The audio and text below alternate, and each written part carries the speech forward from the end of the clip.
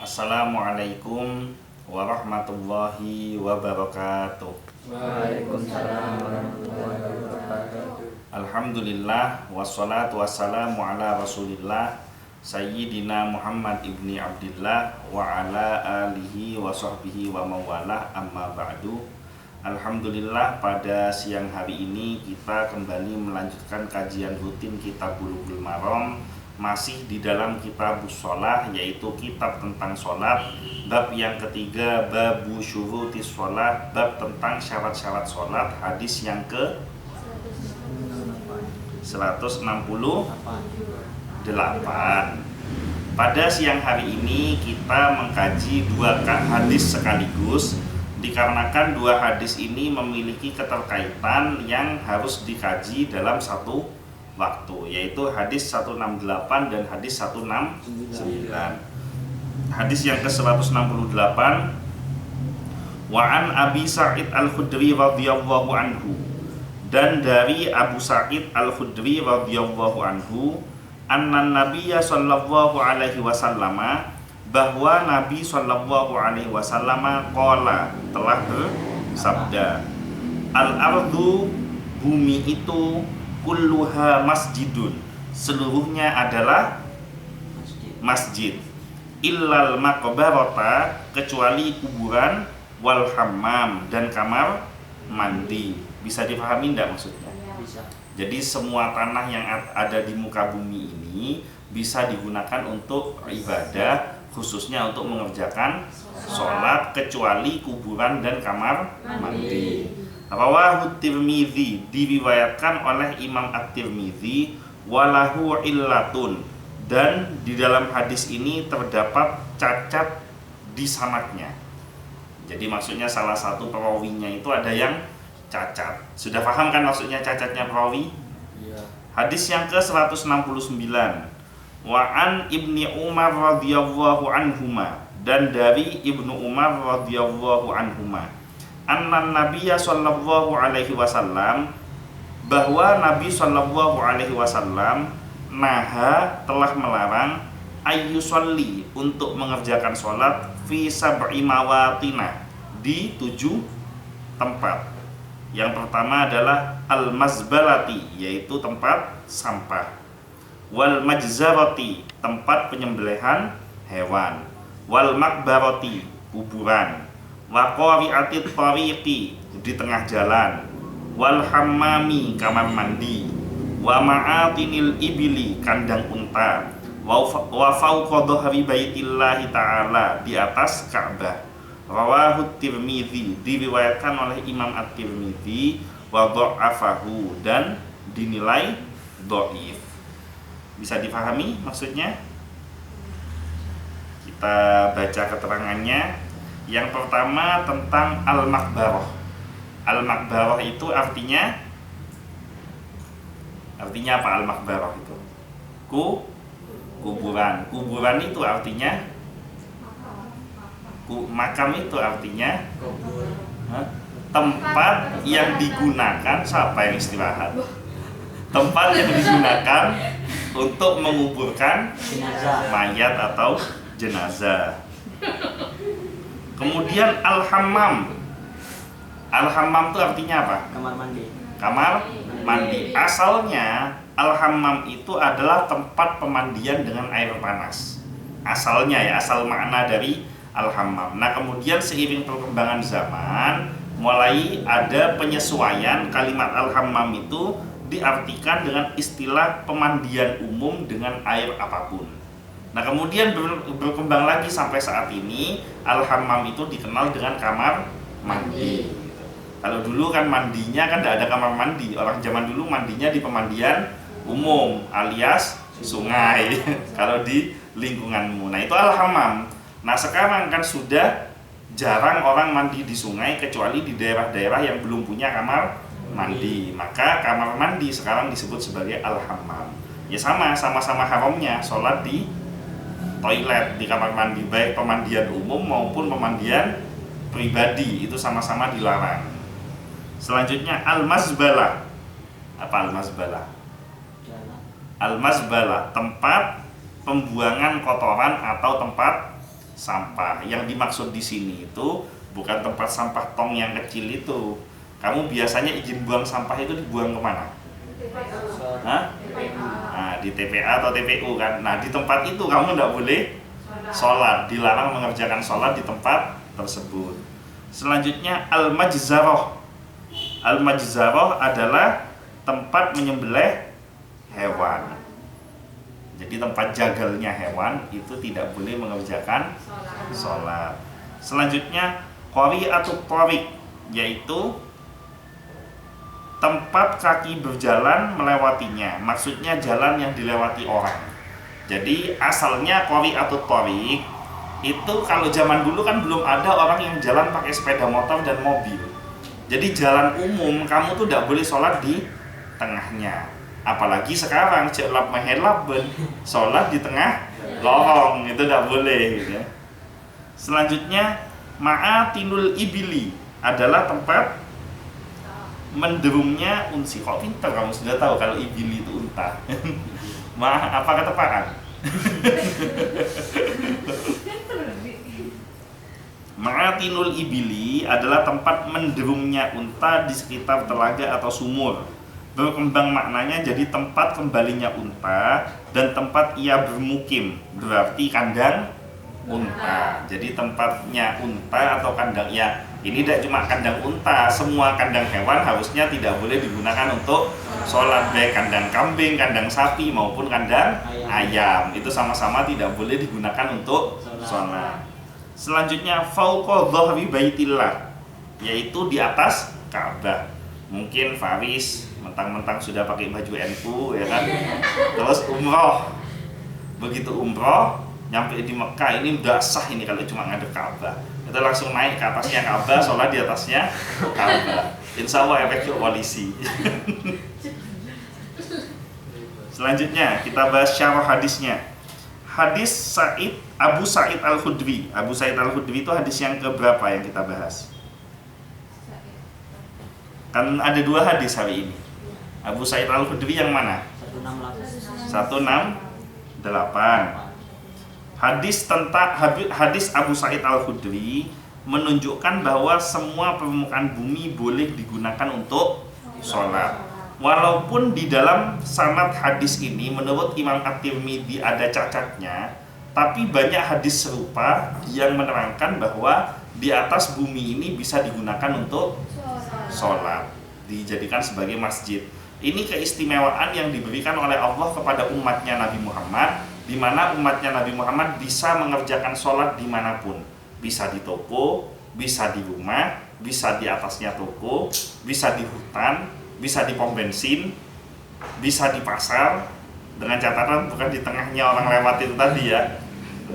Misalkan ada musolanya atau mungkin di pertokoan, semuanya bisa digunakan untuk sholat. Nah, umat-umat yang sebelumnya itu kalau ibadah harus di tempat khusus, jadi tidak boleh sembarangan ibadah. Nah, sementara kita diberikan keistimewaan, kita bisa beribadah dimanapun, kita bisa sholat di manapun. Dan sayangnya dengan keistimewaan kita bisa sholat dimanapun, kita malah banyak yang meninggalkan sholat. Zaman dulu sholat terbatas hanya untuk tempat-tempat khusus, dibatasi tempatnya.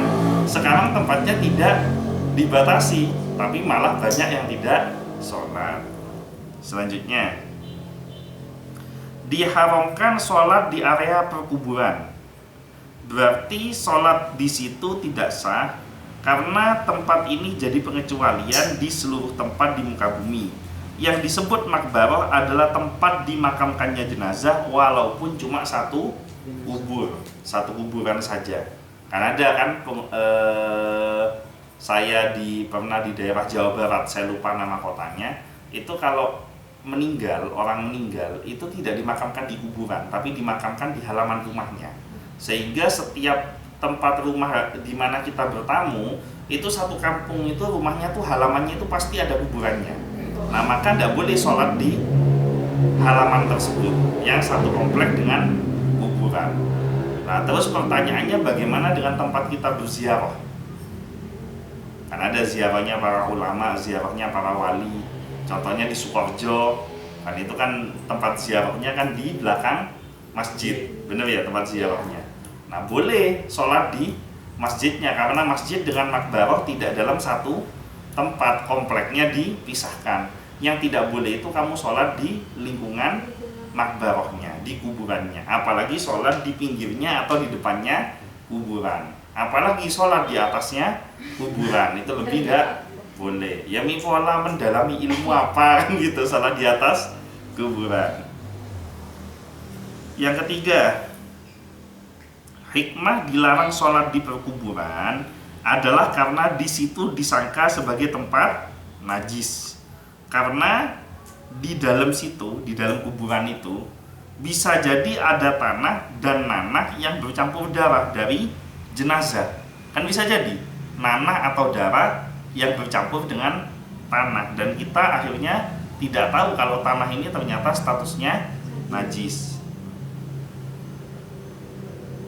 Namanya as-sodid, yaitu nanah dan darah dari jenazah, atau darah atau nanah tadi digali bersama tanah. Nah namun yang tepat, larangan sholat di perkuburan dengan adanya rukuk dan sujud adalah karena sebagai pencegahan dari beribadah pada kubur.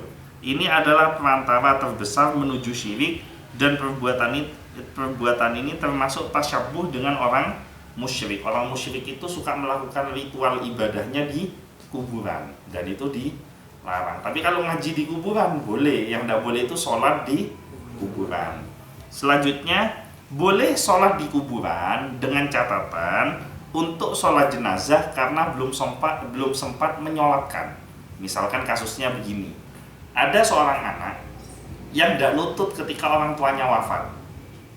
Jadi orang tuanya sudah terlanjur dimakamkan, maka dia kan tidak nutut dari mandiin jenazahnya, mengkafankan, menyolati, itu kan tidak nutut kan.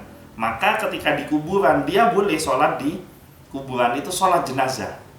Jadi nyolati jenazah yang ada di dalam kuburan itu boleh. Jadi satu-satunya sholat yang boleh dikerjakan di kuburan adalah sholat jenazah, dengan catatan dia belum melakukan sholat jenazah dan ada alasan kenapa kok dia harus menyolati si jenazah tersebut. Salah satu alasan yang paling utama adalah karena dia anaknya. Namanya anak kan punya kewajiban menyolatkan orang tuanya. Selanjutnya, diharamkan sholat di hammam. Apa itu hammam? Kamar mandi atau tempat pemandian. Karena tempat itu adalah kediamannya setan. Hammam itu kediamannya setan, atau jadi sangkaan ada najis. Sehingga kalau diyakini ada najis namun dibersihkan, maka boleh sholat di situ, sebagaimana disebutkan dalam Majmu' al-Fatawa karya Ibnu Taimiyah. Kalau di hammam, tempat pemandian saja tidak boleh, maka toilet lebih-lebih tidak dibolehkan karena di situ dilarang zikir kepada Allah. Sedangkan atap kamar mandi atau bagian atasnya masih boleh digunakan untuk sholat. Jadi di dalam kamar mandinya tidak boleh, tapi kalau sholat di gentengnya kamar mandi itu boleh. Nah, umpama kamu misalkan dalam pelarian dikejar Belanda kan gitu kan, ngetek di atas kan mungkin toh, ngetek di atas kamar mandi. Nah di situ boleh mengerjakan sholat. Loh, fikih itu kalau ngebahas detail sampai sejauh itu memang. Ya sekarang memang nggak ada penjajahan Belanda, tapi kan nenek moyang kita kan nggak kepikir kan, kalau nggak ada dalil-dalil begini gimana mereka bisa sholat itu, sembunyinya di kamar mandi. Ya boleh sholat tapi jangan di kamar mandi, tapi di atapnya kamar mandi. Selanjutnya, tidak boleh sholat di tempat sampah karena tempatnya najis, bukan baunya, najisnya. Kalau bau masih boleh mengerjakan sholat. Contohnya, faris kentut di dalam masjid, bau apa enggak masjidnya? Bau, tapi kan enggak najis toh. Yang batal wudhu kan cuma faris, kecuali kalau dia kentut beserta bonusnya, itu baru menimbulkan najis. Tapi kalau kentutnya saja tidak membuat najis tempat tersebut. Jadi yang tidak boleh itu bukan baunya, tapi najisnya. Selanjutnya, tidak boleh pula sholat di tempat penyembelihan hewan karena di situ tempat Darah, pinter. Kalau cuma darah itu najis ya. Jadi kalau yang di mana tadi? Di kamar mandi, sebelumnya tadi apa? Di tempat sampah karena tempatnya najis kan gitu.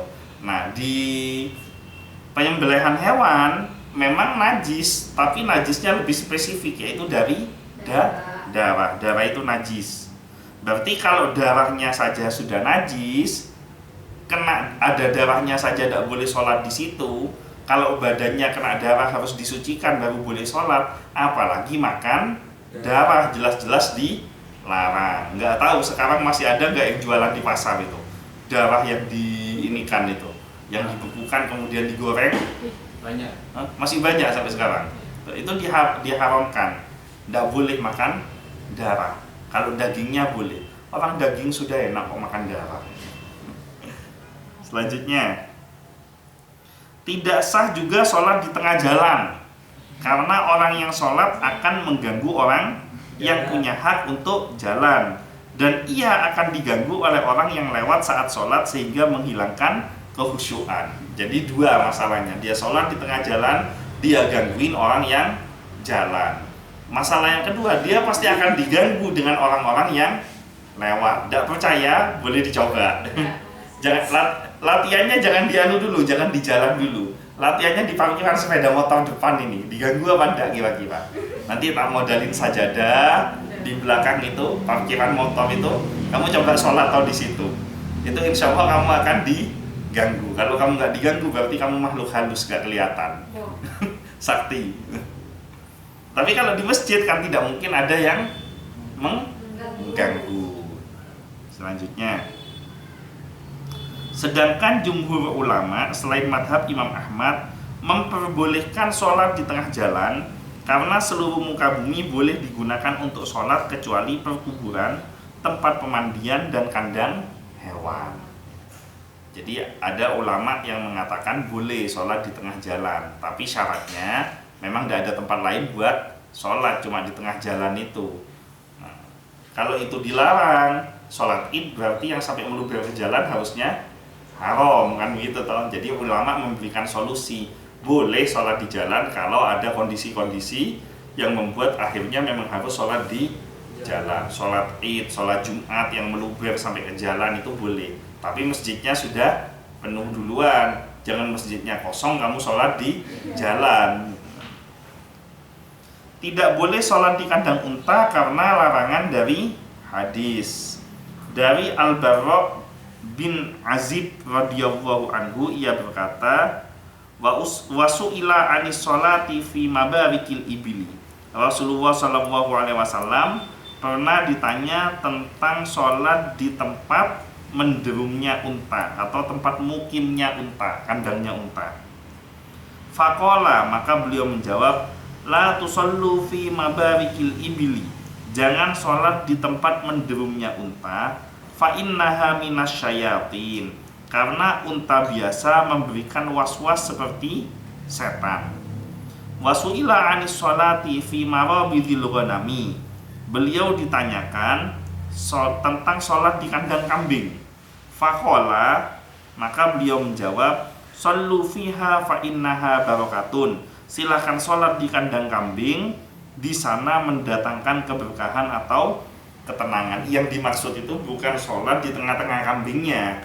Maksudnya sholat di kandang kambing itu ada tempat khusus yang suci, yang jauh dari jangkauan kambing, atau kambingnya tidak bisa mendekat. Di situ kamu bisa mengerjakan sholat. Jangan tempat di mana kambing itu berdiam kamu sholat di situ gitu.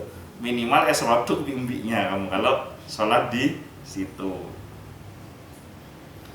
Syekh Abdullah Al-Fauzan menyatakan bahwa orang yang sholat di atas Ka'bah berarti sholat menghadap di atas Ka'bah, berarti dia sholat menghadap hawa atau udara. Sedangkan syarat sah sholat adalah menghadap kiblat. Nah, kalau di atasnya kiblat berarti kan tidak menghadap kiblat. Karena dia di atasnya berarti dia menghadap udara yang ada di atasnya. Sholat di atas Ka'bah itu sah, atau sholat di tempat yang lebih tinggi dari Ka'bah itu juga sah Dan ketika yang sholat di tempat yang lebih tinggi dari Ka'bah berarti menghadap sesuatu di atas Ka'bah. Jadi sholat lebih tinggi dari Ka'bah boleh, yang tidak boleh itu sholat di atasnya Ka'bah. Kalau lebih tinggi dari Ka'bah tapi dia tetap menghadap Ka'bah, dibolehkan. Ada pertanyaan sampai di sini? Tidak ada? Mudah-mudahan semuanya panjang umur, sehat, semua cita-citanya dikabulkan oleh Allah, semua kesulitannya diberikan jalan keluar, diberikan rezeki yang barokah, diberikan kesehatan dan keselamatan, dan mudah-mudahan semuanya mendapatkan syafaat dari Nabi Muhammad sallallahu alaihi wasallam. Al-Fatihah.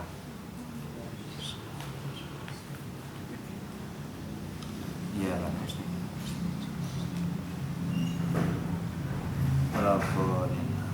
sekian dari saya, kurang lebihnya mohon maaf. Wallahul muwaffiq ila aqwamit thoriq. Wabillahi taufiq wal hidayah. Wassalamualaikum warahmatullahi wabarakatuh.